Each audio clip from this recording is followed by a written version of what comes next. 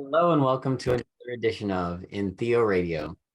This is your captain speaking. This is Captain Hugh T. Alchemy, and I'm very excited to bring another special guest on where we're talking about psilocybin and a bunch of other tryptamines that are quite trippy. Our show is dedicated in recordings to altered states for healing and shamanism. Michelle, welcome to the show. Great. Thank you so much for having me. Yeah. So we're going to have to bear with a little bit of audio distortion as the internet isn't the best where she's coming from. I can already hear it. So let me see what happens if you mute your line while I do your bio, if it changes the audio distortion. Michelle Janikian is a writer and the author of Your Psilocybin Mushroom Companion, which I have with me today. It's a down-to-earth guide that details everything you need to know about taking magic mushrooms from safety to mindfulness. As a journalist, Michelle covered psychedelic and cannabis education, harm reduction, and research, which has been featured in Playboy, Rolling Stone, High Times, Double Blind Mag, Psychedelics Today, and others. Currently, she's working on her first novel, a sci-fi thriller about contacting aliens using DMT. Michelle studied writing and psychology at Sarah Lawrence College before traveling extensively in Latin America and eventually settling down in southern Mexico, where she is now with her husband and 2 rescue dogs. Welcome. Unmute yourself. Let's see if the distortion left us. Hopefully, but yeah, thank you so much for the kind introduction. Yeah. Oh, this is going to be fun. You're going to be basically like reaching us from another dimension. It's like so far away. It's going to seem interesting for our listeners. Oh, I hope so, and not totally annoying. We get everyone's patience. My internet just isn't up to American standards, I suppose. Well, we'll do our best. And maybe if I mute my line, then that will change things. So I'll feed you a question. Why writing? Well, this is your only book, right? This is the Psilocybin Mushroom Companion, your Psilocybin Companion. Why write this now? Yeah, well, actually, I wrote it in like 2019, I think. But it's because I didn't feel like there was any kind of sort of neutral psychedelics guide out there. I think that I really wanted to empower people to, have the strength to go on such a like heady journey. And I felt like the other guides out there were either like from a very scientific standpoint or a very spiritual standpoint. And I wanted to kind of like merge the two in a middle ground that people could relate to, because sometimes when you read the literature from a scientific standpoint and you're not using the substances the way that they say is correct, you can start to feel like a little bad. It kind of forms like a little bit of shame, I think, in like the readers and the normal person. And same with the spiritual stuff. If you're not on the same page as the writer, you can sort of feel like a little bit of shame and you're not doing it right and So I just wanted to lay out all the basics and really easy to read, easy to understand fashion, so people could make decisions for themselves on how they want to use mushrooms or, whatever psychedelic substance. It's like totally judgment free. That was my angle. Yeah. And it seems like your investigative writing style, journalistic writing style has sort of carried over into this book from a whole lot of articles that I didn't really notice until one of my friends the other night was like, oh yeah, she's like super popular Playboy articles. And I'm like, what? And I like went to your site and I'm like, whoa, you've been writing a while. Yeah. Started more with cannabis, honestly. That's my start. And that was like almost 10 years ago, before it was legal in most places. There was medicinal in California, and I think maybe Colorado like just come on the scene. And there was a lot of work to be done in educating the public on what cannabis can do. And then as I was already working on that, psychedelics became more and more part of like the mainstream narrative. And I literally just had editors. It was my editor at Playboy. She was like, Michelle, do you actually have experience with other drugs? I was like, oh, funny you should ask. Yes. And then it just kind of transitioned pretty naturally because this is something that I, do in my personal life since I was a teenager. And I don't come from any specific school of thought other than just like a girl from New Jersey experimenting and trying to do it in a safe way. And then as I got older and started using more intention in my work, I saw really the, possibility and the power of these substances and started taking it to, new levels with my own just personal growth, becoming an adult and trying to be a good person. And it's helped me a lot. And I wanted to share that with just the public, my readers, or just whoever wanted to listen.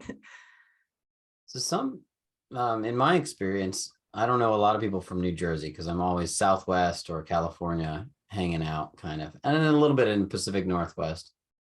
How do you young women in New Jersey get introduced to drugs? Like what's drug culture like there? And what inspired you as a youth to move in this direction? And I do it mean, sustainably without doing a whole lot of coke and just getting crazy. well, there was that too, if we're being honest. It wasn't like, this was 15 years ago, like early 2000s, mid 2000s. And, you know, like I think I wrote in the intro to my book, I bought mushrooms in a parking lot and just ate them right away. Like I had no idea, I had no idea about anything. That's also when I first tried salvia. We just bought it at some gas station, like 20X or whatever, and just passing around the bong, just a group of friends in the woods or whatever. And sometimes it was dangerous, sometimes it was scary actually. And a lot of times, looking back, I'm not super like proud of all the situations, but I learned a lot and I was curious. And I was also like, kind of a different kid, like a punk. I was into philosophy and art, and this really opened my mind. And it was like so awesome that, and then you discover the literature and I start reading philosophy, and there's just like so much here that you don't get exposed to. And yeah, New Jersey public schools, or I was raised a Catholic, all that kind of stuff really didn't serve me. It was kind of, put my mind into this little box that I couldn't fit into. And then when I discovered psychedelics and this whole world outside of, the town I grew up in, it was really good for me. I really learned that like there's just so much more going on, and that's what interests me. Not the bog standard like corporate job life. Like I wanted something more, and I went out and I found it. Nice. Nice. So describe your like first like eye-opening experience with either a psychedelic or with cannabis, where you kind of had like a mystical experience of some kind, because I'm taking it that you've had some mystical experiences. Yeah, I guess. They're hard to define, right? I don't but yeah, actually my first time taking mushrooms, I think really kicked it all off for me. So yeah, I took a whole eighth in a parking lot and it didn't really work right away. And I was like, oh, mushrooms don't work on me. Like what? Until I like got home, and I was home alone in my childhood bedroom, and it really started kicking in, and it was really intense. And I stayed up all night, but it was really beautiful. It wasn't a bad trip at all. I spent a lot of time looking in the mirror, like I had a mirror attached to the door, and I sat on the floor and I looked in the mirror for hours, and I really just got to know myself for like the first time without all the pretense and all the, being, and I was in high school, like there was just so much pressure, and, there's peer pressure. And I was actually struggling with anorexia at the time. And I saw myself really clearly. And I saw that like, I saw beyond all the filters that were causing me some mental health like pain, and it was really beautiful. I loved myself for the first time, I think, that night. And that's when it all kicked off. That really changed everything. And I didn't go in it with an intention, to do any of that or to cure my anorexia or anything like that. But I do think even without those tools that now I have and try to share with people, it still had a profound impact on me. And then I was like just chasing it ever since. But I have had other experiences since then, but that were that big. But for a while after that, it was more just sharing it with my friends. It was like, oh my God, you guys have to come to this special other plane of existence with me. And we did, and it was beautiful. And we really connected on really deep levels that we never had before, which was also really beautiful, in a different way. But, and that was like 15 more years ago at this point. Yeah.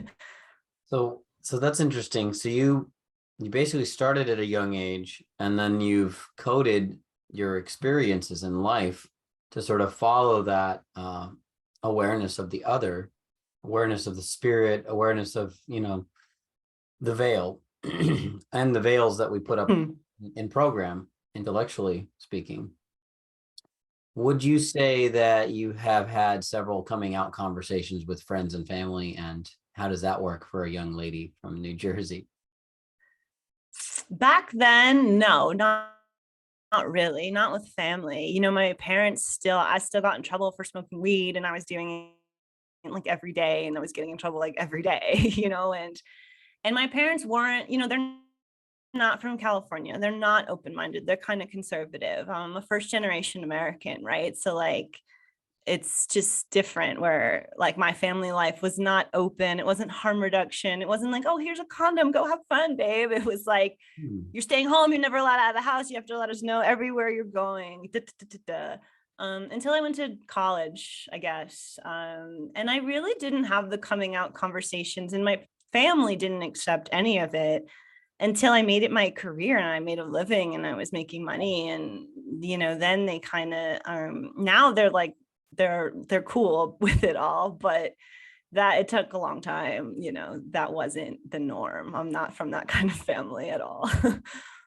So how might you advise some young ladies and or young men who are trying to have these harder conversations about the psychedelic drugs, specifically mushrooms, because it's so accessible, but also some of the other things that people are just like, they're coming out of the spell of purple haze and all of the negative propaganda and stuff like that.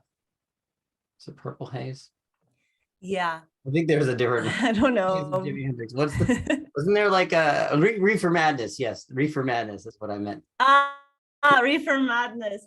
Well, I think since I was a young person, times have changed a lot. So I think like context is just different. Now your parents can watch the Netflix series and now it's on CNN or like whatever, right? So I think that this generation, like the average Western like kid in America, like it's a little bit easier. There's just a little bit more to reference. And I have an article about it, I think in some issue of Double Blind, just go slowly, I think. With these conversations, don't be super dogmatic. I think when you first get into this stuff, it can be really exciting and you want everyone to be on the same page as you and and that doesn't always work. And I think you should take the other person's lead if they're really stuck in like a stigmatized set. Like, but when they bring up something, like this is what I wrote about, like my mom called me to tell me the whole plot of Nine Perfect Strangers like a few years ago. And I took that opportunity to stop her sometimes and be like, oh, there was a couple who took MDMA together and that really helped them. Like, mom, that's something that me and Martin do something like once a year, and we get all of like stuff that we're kind of holding back out on the table without like without resentments, without pain. It's easier to listen to hard things and easier to say hard things. And maybe someday you and dad could benefit from that, and then just kind of leave it and see if she bites. And if not, move on. Don't get offended, right? If she's like, oh no, drugs. It's like, okay, mom, I'll try again next time. Like, whatever. Like,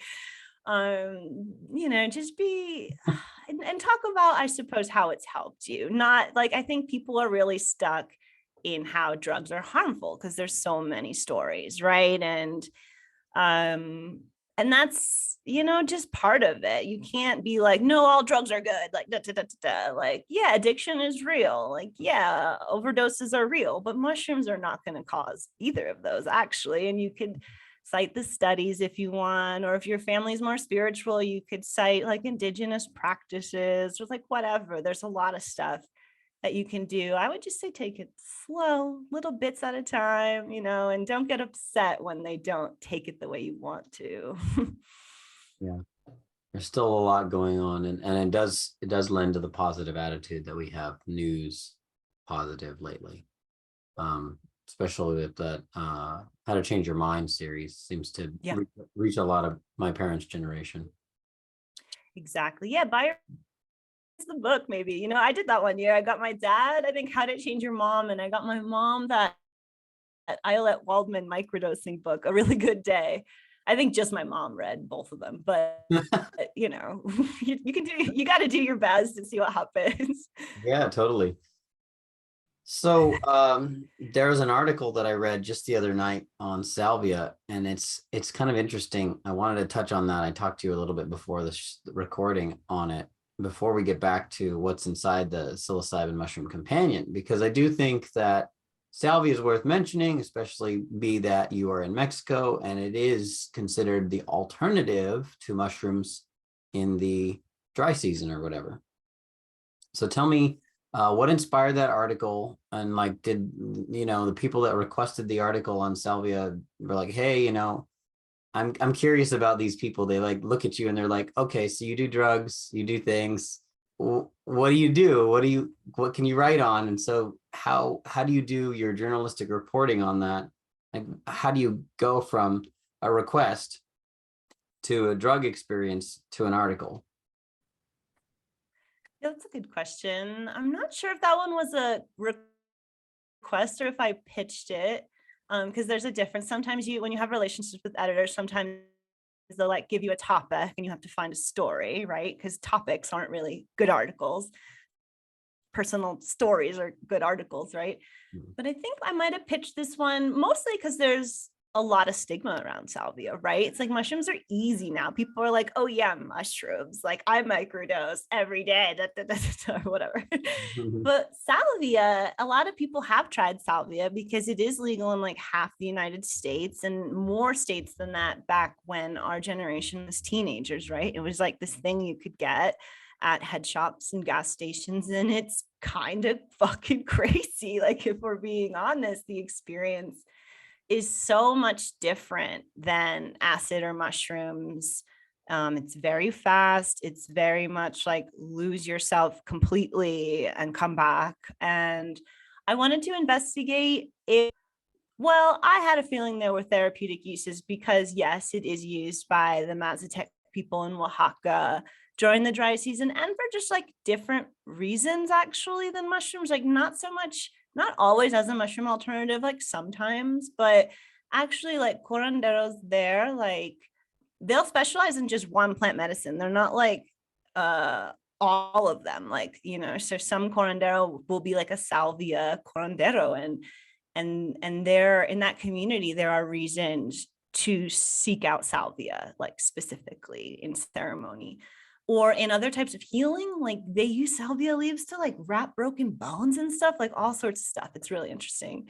And so I kind of knew about that, and I wanted to explore that as well as like Western people who were using salvia in like a therapeutic or ritual or like meditative way. And there are people, yeah. And it was really interesting. And I interviewed, I think there was like 4 different sources in that article.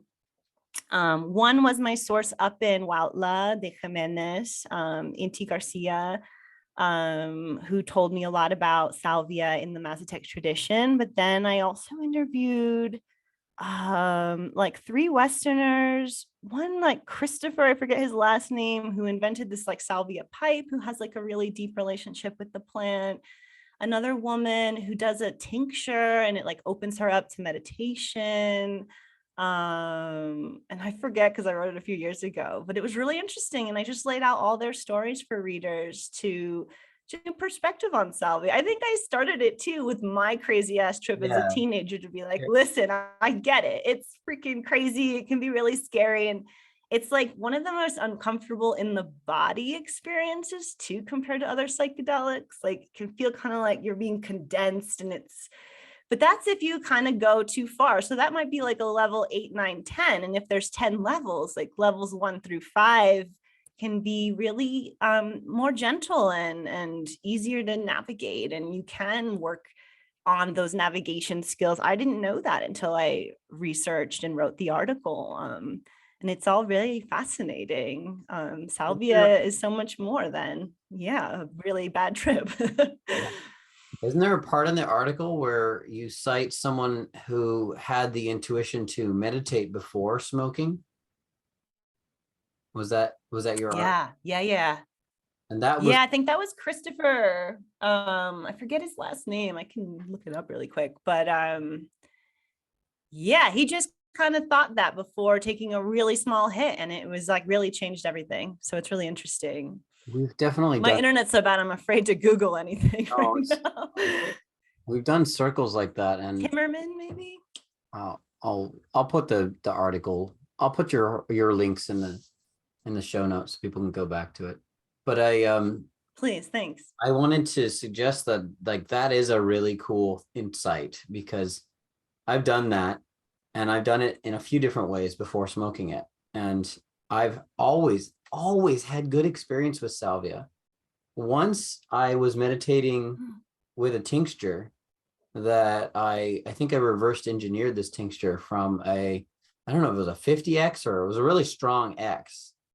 And I had like stretched it out from the leaves that it came in like the incense little packets. And I put some Everclear over it, and I turned it into a tincture bottle. And one of the things I was doing with it, Cool. meditating. And I wasn't meditating, I was meditating to solve a problem. I wanted to engineer a microdosing salvia chewing gum for a company, and we couldn't figure out how to get her to comply. And so I'm like, okay, you got to help me out, spirit of the plant, please. And so I'm meditating for answers. And she totally like showed up, and spirits have shown up a lot for me. But this was like, this definitely like a green sort of female spirit. And she's just like, you guys, you Westerners, just, you treat me with disrespect. Like I'm just a whore or a prostitute. And I'm not here to perform for you. You aren't treating me with right relationship. You aren't honoring me as a partner. And if that's what you want, then I can give you some secrets. But otherwise, this is just you mentally probing like a rapist. And I was like, whoa, okay. And I'm like, how can I help you? Like, how can I be in right relation? And she's like, find me a partner. If you're not here in this spirit world to be my partner, then you have to find me a partner. And so I was like, oh, she gave me the answer what I was looking for. How do I activate her? Is I have to use another plant spirit, another chemical agent to pair with that Salvinorin energy. And like I've looked into it a little bit more than a lot of people. There's like certain teacher plants that go along with salvia in some of those traditions. And I think that she needed a masculine spirit in order to feel balanced. Yeah, did you choose one? I'm really curious now. Have you found her a partner? There is one that is an understudied, poorly described plant that I wanted, but I the company I was working for, I couldn't get access to. And I think it's called El Himbra or La Himbra or something. And it's like a sort of a minor mint species. It's like kind of salvia shaped leaves, but more colorful with some red in them. I was looking for that, but I couldn't get access to it. Some of these things are really just local only kind of stuff. And then I think in your article, you even mentioned like tobacco, like sacred tobacco. Well, that's what I was gonna say. That's what Inti told me, is like salvia's the mother, tobacco's the father, and mushrooms are the children. Like that's part of their culture's worldviews, like origin story of the plant medicines. And they for like tobacco is, they'll smoke it like in these big cigars, but it's more like a little powder that you use for protection. Like you wear it around your neck. I have one on my door, I'm pretty sure. I don't know if you can see it. And but I wonder, like consuming it together. I'm curious. You'll have to keep me posted on that. That's really interesting. I suppose you could use this method and tincturize or make a quid, like chew salvia and sacred tobacco, and it might do something different. I don't know. However, I really think that there is this additional plant, and it was described in Christian Roch's book, the Psychoactive Encyclopedia. And I think it's in one of those sections where it's like, these are purportedly psychedelic, these are possibly legal highs. Like they don't have the whole taxonomy, but botany names on it. They just have like local names. So it was research I wanted to do. I think what I gleaned from that experience too was that there was potentially a tree, like a copal, that would lend itself to this masculine side of the relationship. So I don't know how many different trees are used and for all of the different uses, because I'm not down there where the salvia grows, but I'm assuming my experience with plants up here in Arizona and in California and stuff has always been that whatever poison, whatever toxic relationship you might have with the environment, including being stung by a bee or a wasp, within the same vicinity, there is the antidote, and if not, an analgesic. That reminds me, when I was in England this summer, I stepped on a stinging nettle, and my partner, who's from the area, he's like, oh, there's this plant, it's like a dotted leaf, and if you step on it, they usually grow right nearby, and you rub it on your, like, I think I kneeled on a stinging nettle, like trying to take a picture of a duck or something, and he like found me. I was wearing shorts because it was the summertime, and he found me the dotted, I think it's some kind of dotted leaf, and rubbed it, and I had never heard of that, and I was like, oh, that's so cool. Like, these little, like, just local anecdotes right next to the plant. It's very interesting in all cultures too, even over in England, not just in Mexico, or what we think of more traditional cultures. I was hunting mushrooms this summer, and I had that experience. I was stung by a wasp. I haven't been stung by a wasp in years, so it was like really awakening. I was like, wow, that's really painful. The wasp off me, and then I ran a little bit so it didn't follow me, and I'm just like, I don't have any band-aids, I don't have anything in my pack to like solve this. Moss, and so I just put moss on my wasp sting, and it was like better in less than 2 minutes. It was incredible. I didn't know that. Moss, that's everywhere here. We live in a really rainy place, so I'll have to keep that in mind. It's good advice. Like, whatever's in the area, slap it on there, maybe it'll work. Or make it worse, but you give it a shot. No, to try. I mean, it's moss, but I don't know how crazy moss. Moss isn't. I don't think there's like poisonous moss here, no. But the leaves and stuff, it can really depend. Sometimes my dogs will eat something random and they'll start foaming at the mouth, and I'll be like, oh crap, that was probably like a poinsettia tree or something. Like, don't eat that anymore. There's trees of poinsettia, really? Actually, they're called Flor de Nochebuena, which is like Christmas Eve flower. And the same flowers, if you just leave them in the ground, they'll grow to a whole tree. It's really cool with red. There's one in my front yard. You can't see it, but I mean, that's so cool. Like, we do so many things that are, they're beautiful, like, commercialized cultural appropriation, where it's like, it's almost what they have down in Mexico, where we like sell poinsettias all over the place. Like, they do that here too. And then but my neighbors will like just plant them out on the, like, in the ground by the street, and now there's like all these bigger poinsettias, and they stay. It's funny because here plants can stay alive. Like back in the East Coast, like geraniums are like seasonal and you have to change them every year. But here they grow into like big bushes of like beautiful flowery bushes, like long, if you don't pluck the flowers off. And I guess we don't have like a cold winter where we get frost too, so they can survive. Yeah, little things.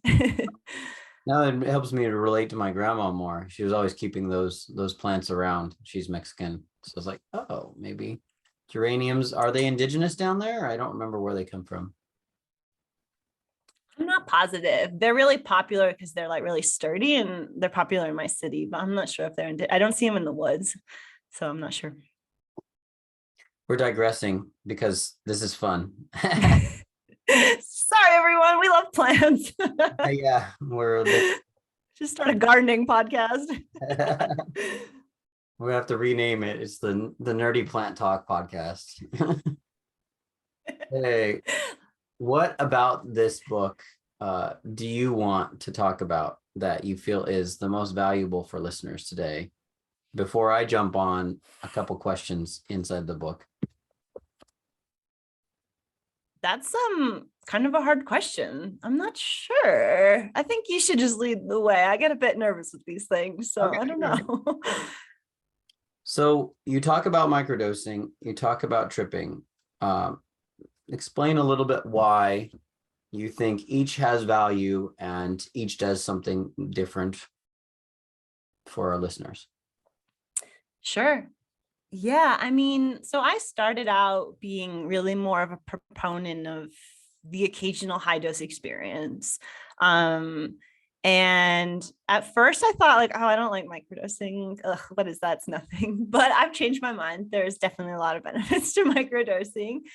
I think they are good for different things. And I also think they're really good combined if you're looking to do some personal growth or transformational work on yourself, because I do think that, so like bigger doses, for instance, it can be an intense experience, but you can learn so much about yourself. I feel like when I take, 3 to 5 grams or more, usually in that range somewhere, 3 to 6 or something, I really learned so much about myself. Like I see it from, I call it in the book, like a bird's eye view. It's like you're not so deeply invested that in that moment, like you can kind of see it like as a third person or something, your like problems or your obsessions or like whatever you're, dealing with in your life.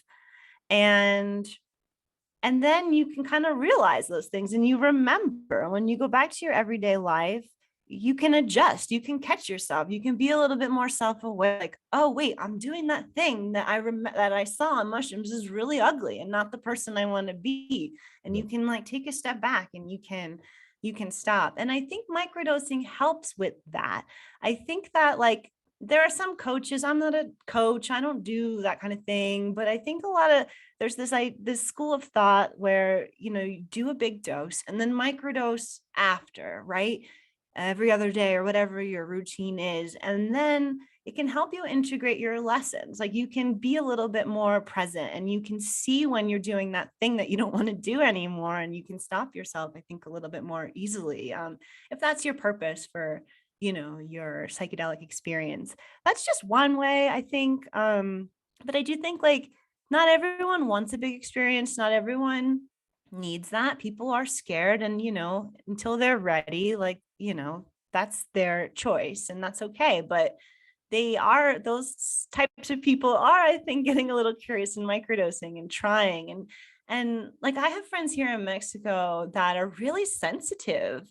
Even a microdose that I barely feel, they feel so much more. They have these like profound experiences. And I have to remember that because I am more experienced and I'm also like Western and I have a kind of like thick skull with these things or something. I don't know, like that it takes me more to feel it than some people. It's hard to explain, but variable for all cultures and genetic backgrounds. all people. That too. And I think like personality might have something to do with it. I think I have like a thick personality. It takes like a lot of mushrooms to crack through it for me. And not all people are like that. I don't know if it really depends on the culture or whatever. These are just my particular friends. But anyhow, like, I think that those people are still really benefiting from microdosing. It's opening them up the level that they want. They don't need 5 grams like I do or whatever. And it's like really helping folks be more present and see things in a new light and like in a more subtle, gentle way than a bigger dose does. I think there's uses for both. That it's really beautiful. And I love hearing about how different folks use mushrooms and at different levels because everyone's different and it's really beautiful. Totally, totally.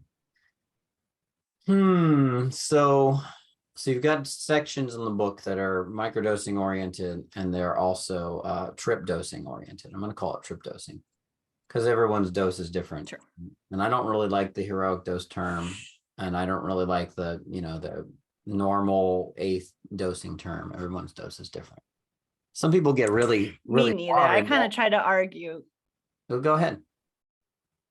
You argue. Oh, I just say in the book, I try to like break that down too, that it's kind of BS and you should just like titrate your own dose and figure it out. Right. Like, but yeah, continue. Yeah, totally. I totally appreciate that you're like that. And I've written articles on that subject too, where it's like, maybe take a bell curve up and see as you're microdosing, if you're increasing your dose into small doses, near trip dosing, what that feels like.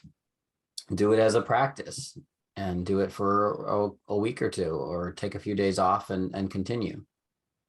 So it's a really neat book in that way, that it is so thorough on the subject of mushroom dosing. There's books that try to do it all. Like this book doesn't try to talk about cultivation, right? No, that's not my area of expertise, even though I may have experimented. But yeah, no, it's not. And people ask me that a lot, and sorry to disappoint, but no, it's just on how to really like prepare your mind and your body and your environment and what to expect. Like it's more for first time users. I thought when I was writing it, I've had a lot of folks tell me that they've learned a lot and gained a lot from it who are not psychedelic naive as well. So, for anyone interested in the topic, thank you. It's well written. I got a couple of dark side questions. Let's start with an easy one. Can we start with an easy dark side question? Sure. Okay, potential risks associated with using psilocybin. You got a chapter on that. Talk about interactions, your opinions. I'm asking your opinion as an author on these interactions, because I know you're not a doctor. Yeah. Not a doctor, just have an undergraduate degree in liberal arts, just letting everyone know. Yeah, but I interview doctors, and I this stuff is important to me because there's a lot of talk in the media how mushrooms are so safe, and they are, but there are some possible risks. So what do I write? Now I forget. I have it right here. Okay. Take your time. But people on medications mostly, right? So there is definitely drug interactions with antidepressants and SSRIs, which is an arguable one, right? Because there's a lot of folks who take mushrooms while they're on SSRIs and they're fine, but their experience is very blunted. They need a lot more mushrooms to feel what their friends are feeling. And the more mushrooms you take and the more drugs you're combining, the more possible risks there are. That was one thing that stuck with me. One of the doctors I interviewed told me, he was like, one SSRI, small dose of mushrooms, probably not going to be a big deal. But a lot of folks on SSRIs are on other medications as well, right? They might be on a sleep aid, they might be on anxiety med, they might be on a mood stabilizer as well. And then the more drugs you mix in the cocktail, like the more possible it could not be great. However, with mushrooms, there's this very, very, very slim risk of what's it called, the serotonin disorder, right? It's not very likely with mushrooms. It's much more likely with MDMA and SSRI and other medications involved. But I mean, I want people to be safe. So I want you to make that decision like for yourself, very like informed decision for yourself on whether or not you want to mix substances. Um, Cannabis, we can go into that. That's a whole Yeah, its yeah, own yeah. Go into thing. that actually. I've got I want to share. Okay, so Can I share real quick? So mushroom please start with a share. Yeah. so mushrooms is really interesting for me. Sometimes I get challenging trips, stuff to look at, stuff that's scary. Sometimes there's really beautiful things. And it's pretty 50-50 actually. Mm, But with cannabis, especially if I smoke cannabis or I take a large dose of cannabis, even if I have like maybe too much of an edible, and I'm fairly sensitive, like my body will go into not just mm, paranoid racing thoughts, but shivering, quivering and shivering. I feel yeah. like I'm a chihuahua half the time. And I'm like, I don't know what to do. I'm trying to deep breathe here. And so people will combine mushrooms and cannabis. I'm not one of those people. And then maybe you can speak to experiencing somatic release, because it sometimes basically feels like I'm tripping when I'm smoking cannabis, using cannabis. And I'm just like, all right, am I tripping, or I'm just having like a lot go on with my central nervous system, and how to sort of break through that. And some people will use them together to break through it, but I haven't had that experience yet. Yeah, I don't know about using it together to break through that. But I mean, it's real possibility that combining them is going to make things more intense, I think. And that is something you need to know. Even if you're a regular cannabis consumer and you think like, oh, whatever, I can like smoke weed and go to work or whatever, like it doesn't affect me. I think when you're in the mushroom space, cannabis can be a whole different experience in a way. And it doesn't feel like cannabis to me. It feels like a deepening and slightly darkening of the mushroom experience. Like it almost feels like, for me anyway, the visuals get more intense in that bit. Sometimes it can get, I guess, like related to how cannabis can give folks anxiety. Like it can get a bit darker. Maybe it's like my shadow side coming up. I'm not sure, but my thoughts, like even the tone, you know how like mushrooms, like your mood can affect how things look. So almost like it looks darker, some, things like that. I've had other people tell me that as well. I do actually, I like to mix them at the end personally, because I am a very experienced cannabis user. And I love mushrooms, and when they're starting to fade away and I don't want them to go, I will smoke a little cannabis, and then it'll kind of like bring them back for a little bit. And then I can kind of like extend my trip at the end when I'm really coming down with cannabis, and it keeps me in that space for longer. Yeah. But I think that on the come up of mushrooms, which can be the most anxiety ridden part, right? Is like when you're kind of straddling both worlds, you're not sure if you really want to let go yet. Everything's, you maybe you're nauseous, maybe that's anxiety, maybe that's the mushrooms. And if you add cannabis to that, I think it can get pretty ugly. It can get like more anxiety instead of less. And even though it might help your nausea, like it can be a bit overwhelming. That's not for everyone, but if you are new to this world, I would say get really practiced with both before combining, and maybe not combine during the come up because it can be really intense. I can't really speak. You mentioned the somatic. I'm not specialty, but I do imagine like, when I smoke cannabis too, like just like mushrooms, like it's different, but things bubble up, right? Maybe something that's giving me anxiety, something I'm worried about, comes up, and I start thinking about it. But I try not to like, unless it gets into like racing thoughts territory, I try to just kind of like accept it like I do with mushrooms and be like, all right, why is my body trying to tell me this, or my mind or my unconscious or whatever? Like what's going on here? Like, oh, maybe I'm overwhelmed. Maybe I shouldn't take that other podcast interview. Like maybe I need a break, or like whatever it is, right? If that's what I'm worried about, like whatever I'm worried about, try to like look at it and be like, okay, like why is that bothering me? And sometimes that can be really beneficial. Sometimes it's hard and you don't really want to, you're not in the mood. You just wanted to smoke a joint and watch a movie, and now you're like really distracted. So yeah, that's a tricky one. I would say proceed with caution, but it's not like dangerous per se, but it could increase your anxiety and maybe you feel like you're having a heart attack, all these kinds of things. So you're not having a heart attack probably, but just take some deep breaths, maybe take your shoes off and put your feet to the ground. It'll help. Yeah, yeah. So maybe that'd be great. We can dovetail into releasing. You've probably had some experiences because you seem to be experienced, where you had a release. What does a release look like for people? An emotional release, a release of trauma, a release of stuff that's being held energetically. Maybe you Yeah, can. that's a tricky one, right? For me, it looks like a lot of crying on mushrooms anyway. Mushrooms make me cry.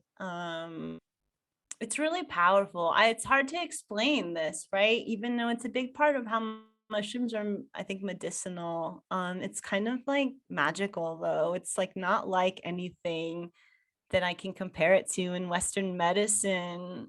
Or I think people have those experiences in meditation and yoga, but I never have. I'm not that practiced. But it can feel, I think at first it can feel like realizing something, and also like letting it go, like not letting it control you, like realizing it's not all of you. And that can, for me, is a lot of like tears or like really crying, like letting myself really like sob. And I often can't do that unless I'm totally alone. Personally, I think people have these release experiences with guides and shamans too, but for me, it's usually by myself. But when I've been in ceremonies, I've witnessed them of other people, and they can be a lot more than that. They can be intense. It can be intense to be around. It can be like moaning and on the ground and like, rolling around and talking to your father or like whatever. It can be really, really intense, but it doesn't mean that you shouldn't do it because it can help. And then later, when you come back, it's kind of beautiful and crazy. And that thing that used to bother you all the time that you're obsessed with is like, doesn't have the same hold on you. But it's not guaranteed. And I know people really want that. And it's only happened to me like twice, out of all the mushroom trips I've had. So, but it's something that you can work towards and you can try to achieve, just like a mystical experience. You're probably not going to have it on your first try, right? But practice, keep doing your rituals, keep journaling, keep having trips every once in a while, maybe like not more than 3 or 4 times a year though, honestly. And these things are possible. Yeah, yeah. Values. What is that like to you? I mean, release is such a kind of like mystical thing that it's like hard to put into word, witness it or experience it occasionally in this world, but I'm not an expert on that bit. And I mean, I think all of us are in the middle of it. So to comment on it, I suppose I have Hmm. to start with the thing that I heard you say was kind of a dialogue with the central nervous system and the racing thoughts and the memories and the questioning, because essentially we're recognizing there's two forms of consciousness running at the same time. There's the past and the present, and they're both in inquiry of each other when we're having this, I would say, challenging Hmm. experience. Because it's usually that these pieces of ourselves, the the ego, maybe the super ego or the observer, however you want to look at it, these pieces are usually working together for the same goal. When we take these substances, psychedelics and theogens, sometimes they get into a little bit of an argument about what words meant, Hmm. what experiences meant, and how we should take a back seat to it, or we should take a front seat to it, how we should overpower it, how we should surrender to it. And that's a big deal, because power is the dialogue for the ego, essentially. And the super ego, or the soul, or the oversoul, the unconscious, holds most of the power of creation in this life. the, you know, the electromagnetics of laws of attraction and what we experience. But the ego is the only one that can really like wield it. Like it's like the sword maker versus the sword wielder, the warrior. So they're sometimes they have agendas that agree with each other. Like the sword maker knows to make the sword so that the sword user can protect the village. But sometimes the sword maker is just like, try not to kill people, and the sword user's like, I can't promise that. So Yeah, no, that's a good, I like that metaphor. Yeah, that helps. That's helpful. Yeah, I agree. Yeah, it's tricky. It's really beautiful. I think that it just makes me so passionate about this space that it literally is like magic in this real world. You know, it's beyond like, I don't know, my normal everyday waking understanding of how things work. And that's just, I've always been curious in these kinds of things, and it just keeps me going. It's just so fascinating to me. yeah, and it seems like there's a big relationship you're experiencing and learning about power when you get into these mystical experiences, when you have gone to the end of the drug rainbow, as I might suggest that you have, then you start seeing like, okay, like you talked about in yoga class, how is it that I am fully, whether it is the me that is unconscious or the me that I'm dialoguing with as the I am, how is it that I am fully creating this? And there's things that all of us from our ego perspective are like, fuck this, I don't want to create this, I'm not creating this. But there is a hand, we do have a hand in it. Yeah, always. And admitting that we have a big hand, and then it's always like our choice whether we participate or not, I think is part of like the hardest part. And it's part of like the resistance when you see it, especially on a psychedelic. It's like, no, no, no, that's not part of the story I tell myself of who I am. And it's like, well, let it go then, because it is. I Yeah. don't know. That can be some of the trickiest bits in this world, but it's worth it, I think. But it's a lot harder than I think the mainstream makes it seem. Like, oh, one trip with the doctor, pff, you're a god now. You don't have to worry about all those human worries like depression things. No, you're over that. You're I don't know. I just feel like the narrative can be misleading, and that I'd like to talk about how difficult this work really is, but it doesn't mean it's not worth doing. I'm going to use another metaphor. I like to treat Please. this field in theogen psychedelics, especially like the naturally God-given ones where it's, you know, mushrooms showing up in nature or peyote showing up in nature. I like to treat it as food. And in the metaphor, if you're trying to get like strong by exercising and eating to bulk up, right? You wouldn't just eat like one sandwich. You wouldn't just eat one carrot. You'd have to eat lots of carrots over like frequency, and you'd have to do lots of exercises. It's just like food. This is like food, and I know we have to treat it like maybe an herb or medicine for its quantity, but it's like something that I don't think people should, if they're trying to be empowered, like in the same way that a bodybuilder would be empowered by their muscular strength, if they're trying to be empowered by their intellectual or spiritual strength, then this is food.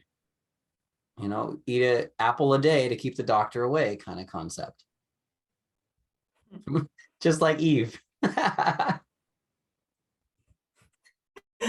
Yeah, no, I try to like not using that metaphor, but get that message across in the book, right? Like this takes practice. This isn't easy stuff. Like, don't expect too much from your first experience, but don't also just write it off if it doesn't go the way you think it should go. Keep working at it, and you'll get better at it in a way, or you know, at least a little bit more comfortable, and it'll be easier to navigate and let go, and really like let that veil fall, right, and see what is waiting for you on the other side. And that, yeah, this is like a lifelong journey. It's the journey, not the destination, right? To bring it back to another cliche, but I think that's really important part that isn't so talked about, I guess, because it is still illegal, right? So they want you to stay in the legal context, which is, go to the doctor and do the thing. But hopefully this will just become legalized, and people can have the personal choice, the freedom to decide how they want to work with these things, because I do think that they are really great tools that are like here for humans for a reason, and that we should have the agency to decide how we use them and how they help us, and how they are tools in our own personal world and dilemmas and drama in life. Totally. But we're not quite there yet, but I think hopefully someday. Yeah, right. Because it's not the food that you eat to become the bodybuilder. It's like getting to the place where you feel complete with your process. And for some people, that means you got to do all kinds of things, including, gain weight and then lose weight, or go do a contest and be judged by others. Like we're all on our way to being spiritually bulky or whatever. Or in the other, say, here's the other funny way to look at it. Uh we're all spiritually overweight, and we're just trying to bring it back down to simplicity, and eating hamburgers and working in cubicles causes some sort of karma, and it's heavy, and we're shedding that. I think that's like We're getting fit. That's a really good point. Yeah, no, but I mean, like the American lifestyle, just in general, like, it's so just like, I want to say unhealthy. I mean, that's not exactly what I mean, but I mean, it doesn't lend itself too well to this work, I think. I don't know. Part of my process has been, distance from it. And it's hard to explain, but I don't know. I don't know where I was going to go with that, but I do understand how it's hard, because it is kind of like in opposition of how we're told we should live. And that's not always what's best for us in a way. All right. Well, since you're queen of your castle, you're on the other side of your moat, you feel protected out there in Mexico and safe. Let's talk about our society that you've left and run from a little bit, because you're still in Western society, but you write for Playboy. What? I used to. They actually shut their editorial department, so I don't anymore. That's like yeah, the heart sometimes. of the Western society of magazines. I know. That's like people are like, that's like a really cool distillation, a very accurate, not cool, but accurate distillation of what Western American society has kind of come down to. And you wrote for them. So what do you think your role is in changing it and the dialogue about drugs and psychedelics for the average reader of a magazine like that? And how does that kind of cross into better self-love, better relationships, and more intimacy? Because I think most of the readers of Playboy are seeking intimacy. It's a really good question. I think I'm still figuring it out. I just wanted to like educate people, right, in like a non-biased way as best I could. Everyone's a little biased, but that is like the journalistic goal, is to be objective and to show people like beyond what our culture's stigmas are, that there is so much more going on in these worlds than our culture would have us believe. But yeah, I don't know. To be totally honest with you, I got kind of confused of what my role was. And I took a really long break that I'm actually just kind of, I think, ready to move on from. I haven't really written this kind of content in over a year. I decided that I wasn't sure what I was contributing to. What was the point of these articles? If I was being really honest, this is how I make my living. I needed a payday, but some of it was like, I don't know. I started to feel like it wasn't quite right. Like, yeah, I was trying to provide drug education, but I mean, some of the articles were just kind of like glorifying like weird psychedelics. And did I really want to do that? Like, what was the point of that? Was it drug education, or was it just like, teaching people about some weird ass chemical they'd never heard of so they would want to try it? Like, I got a bit confused, and I'm yeah, I'm not sure if I want to contribute to the conversation as a journalist so much more. And I haven't done, and I'm feeling a bit ready to get back out there, but I'm not sure if that's the way to do it anymore for me personally, because I don't know, it didn't feel right. And I felt really bad. I felt like I wasn't sure if it was depressed or anxious, and when I was really honest with myself in like ceremony, with mushrooms, but also just like in conversations with friends, and I was realizing that part of what my current like depression and anxiety was really just like not totally believing in what I did and being really confused and distressed by like the clash. And I'm still figuring it out, if I'm being really honest with you. Yeah, it's hard. Like, it's a lot of pressure to write publicly, and I also needed money, and it got really kind of tied up in something that I had to step back from because it didn't feel right. So figuring it out, to be human. I'm just a human too. Well, that's a good answer. But I believe in the book. The book, And I yeah, the do. book is a new turn for your career.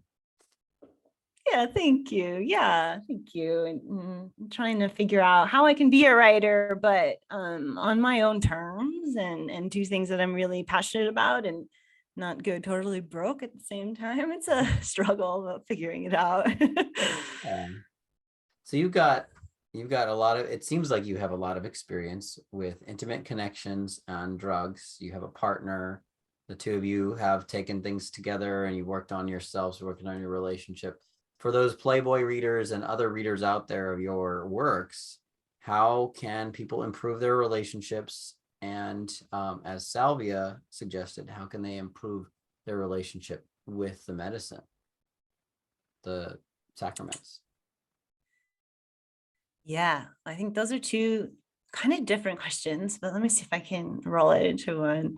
I mean, as far as like improving your relationships, if both you and your partner or your close friend or your mother, your brother, whoever, someone you're really close with, if you're both on board to take a psychedelic together, I think that's the first step. And to do something like really beautiful together, I do think when those boundaries are broken down, whether it's mushrooms or MDMA or whatever it is, I think there are definitely boundaries that are broken down. And when you see each other in that space, and communicate and be vulnerable, it's really beautiful. And you can really feel really closely connected in a way that not that you didn't before, but it's just really special and deep. And sometimes it does feel a little deeper in the next few weeks. It does feel like you're closer, that you understand each other better. And I think that that can be a really beautiful thing. Again, you both have to be on board. Don't like force your partner or your best friend to do something they're not really game to do.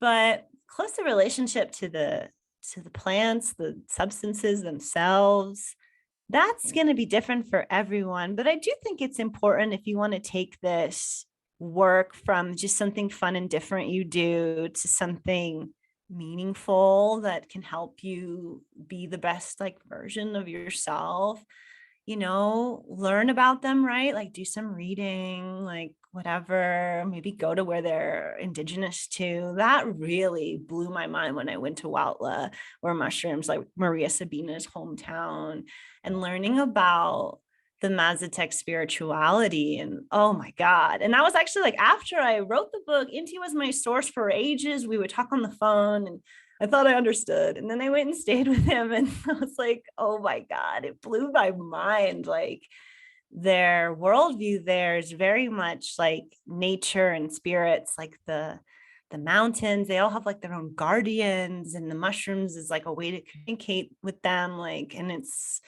all very deep, and the people really believe it. It's not like folklore, it's like their belief. And it really impacted me, and made my relationship to mushrooms deeper, I think. And just this like respecting this work in a new way. But doing your own little rituals, like you read about how you should do it. I think just listen to yourself, right? Like what feels right to you. I think my ritual changes every time because I have a different intention for every journey. Like, so in 2000, not 22, 21, my parents sold the house I grew up in New Jersey, and also my grandmother went into a nursing home because I also used to live with her in Queens, New York City. And so I lost like both of my childhood homes, and I did really like deep trips in each of them before I had no access, just like around my grandmother's things and in my parents' house, like the room I had that first trip in where I stared in the mirror, and I stared in that same mirror, and that was my ritual. It was just like the place, and it was really impactful for me, like to like a full circle, like learning who I really am. And that was just like had a really just big influence on, and that was the beginning of when I decided to like quit this space journalistically and everything. I was just really getting in touch with like who I really truly was, at my core. And that's not always my ritual, right? I could only do that ritual once because then the house belongs to someone else now. But think about it, right? Like, what are you trying to achieve? And and how does that substance that you've chosen help in that process? And how can you know, focus your intention and make it something that you can learn from? It's going to be very different for every person and every situation that they're in, and to just honor that and to listen to it and give it, some space. Beautiful. Beautiful. Those are some excellent words of wisdom. Ritual, everyday ritual ritual, if you look at it like a mental discipline, is a really powerful thing. And that's something that I'm hearing you related it to the Mazatec stuff that you learned. It's somehow like really crystallized in that moment of being down there, right? It did. Yeah, just being in those mountains and with the people and everything, and just learning like everything. So like my friend who I stayed with, every little building, every mountain has like a story. Everything is like, and he's like a historian as well. So he like knows all that stuff. But I love going to someone's hometown and learning like every story from every little corner. I think it's really beautiful. And it was the same there, but with this like very spiritual like aspect that, I had like learned about and read about theoretically, but I didn't really fully understand until someone who really believed in it was just like telling it to me like casually from the car window. And I was like, oh my God, yes, this is so crazy. And like magic and is so real here. It blew my mind. Yeah. Magic used to be real everywhere. Remember that. I know. And it'll come back around. It'll come back in style.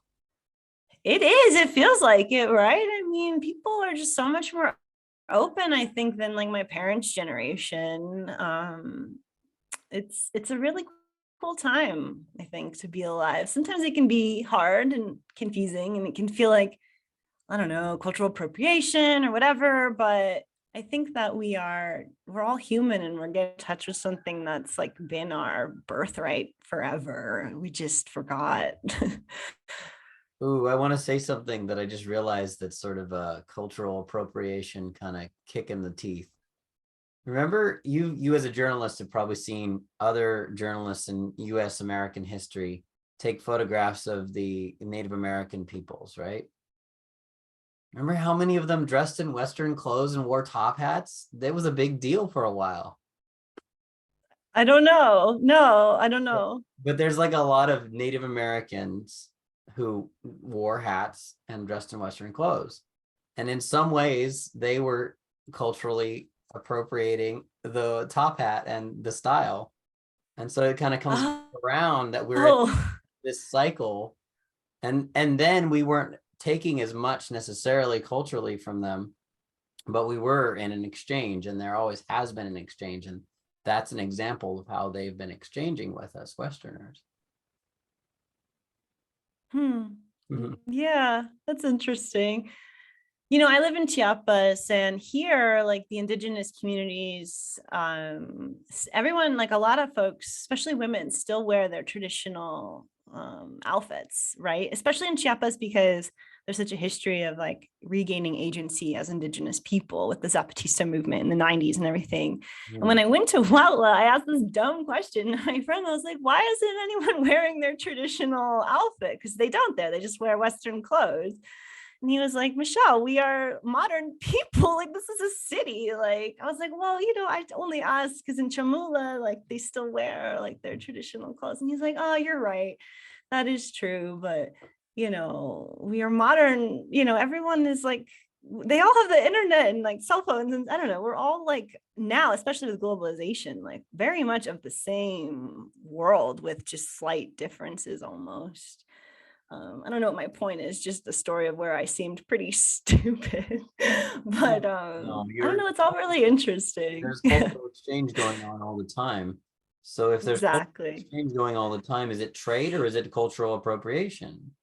And then there, where do we even try to get into misappropriation? Because if everyone's trading all the time, that's just the way it is. Yeah. Yeah, that's just human history, I suppose. Exploitation, I think, is the line, though, Yeah. and then it does happen and it is real. I don't want to like gloss over it like it doesn't exist. But maybe that's another conversation. Totally. It's actually something I've tripped out on. I picked up like a chocolate box once and I was like, oh my God, how much slave vibes are coming off this chocolate is weird. Not fun. Yeah. But yeah.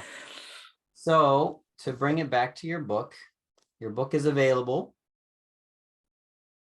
And Yeah, everywhere, yeah, basically. yeah, you can buy it on the store online that's named after the largest river in the world. And it's Amazon. Also, bookshop.org. I know what you meant. Yeah. If you want an Amazon alternative, it's in a bunch of bookstores. If you're in like a city, it is. If you're in a small town, it probably isn't. You can always ask to order it. Barnes and Noble. Barnes and Noble too, like Powell's in Oregon and Strand in New York. Those kinds of sellers that also have websites sell it as well. You have Ulysses Press carry this book. Do they have a website? Yeah, they have a website and they've done a bunch of recent psychedelic books. They did Rick Strassman's latest book. They have a few books on, like, they have a Weed Mom book by Danielle Brand, like moms who use cannabis like intentionally, and she's a colleague of mine.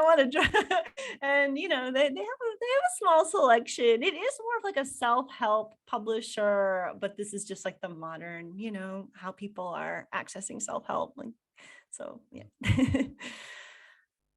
Well, we're gonna close with what if, Michelle, that every All time right. we do DMT, every time we sleep, every time we access endogenous or we smoke exogenous DMT, what if there's an alien on the other side of that and it's trying to communicate with us? So what's going on there? Because you seem to be the alien entity DMT expert in your upcoming book, I'm right? not an expert. That's like, well, it's nonfiction, so it's actually just fantasy. It's just shit I'm making up because it's very interesting. But there are scientists like legit looking into this. I'm kind of obsessed with listening to Andrew Gallimore talk about this. He wrote Alien Information Theory. He's a scientist who, with Strassman, like invented the methodology for extended state DMT, which is like intravenous DMT, which I think might be the answer to contacting aliens. Okay, I don't know. I've only broken through on DMT a handful of times, but it is so fundamentally different than other psychedelics I've taken. The entities I've met there feel like they have their own agency and motive and purpose that has nothing to do with me, which is not the case when I take mushrooms or LSD. It feels very much about me.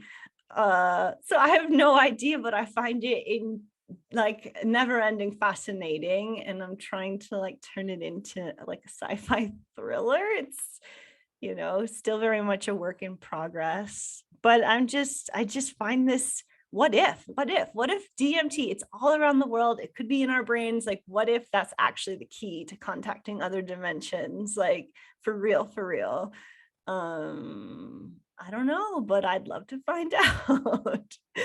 So Yeah. we're gonna have you back on the show when you are now the writer of a major movie after you've released your book on DMT, science fiction fantasy.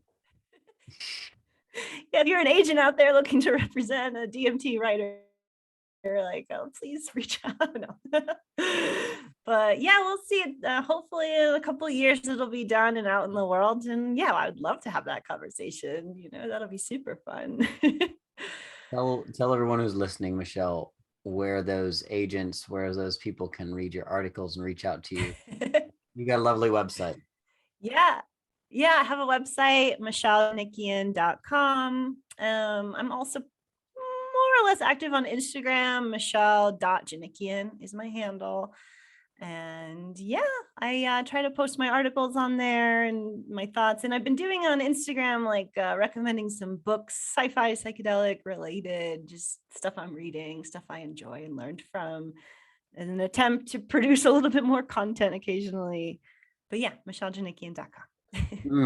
Send me a list of your sci-fi top 10 and I'll see if we can jump back in a few months and we'll have like a sci-fi book off, because I'm an avid reader. Yeah. I really enjoy reading and I'm very into sci-fi.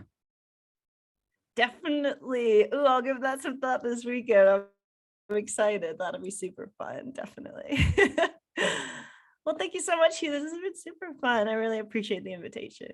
Yeah, thank you for coming, Michelle. And for all of those who are listening, thank you for tuning into Entheo Radio, where we talk about altered states for healing and shamanism. Topic has been psychedelic mushrooms, as usual, because it doesn't seem to stop with that. It keeps going. So popular these days. Anyhow, you can listen to this podcast early release on Patreon. And you can subscribe there and give us a little bit of a donation. That really helps out because we run this out of pocket, which is my pocket essentially. And you can also find sponsoring websites like Mushroom Shaman brand, mushroomshaman.com, to see my services and other fun things. Plus, you can check us out on YouTube and Odyssey.com. Entheo Radio is spelled ENTHEO Radio. And this is Hugh and Michelle signing out. Bye.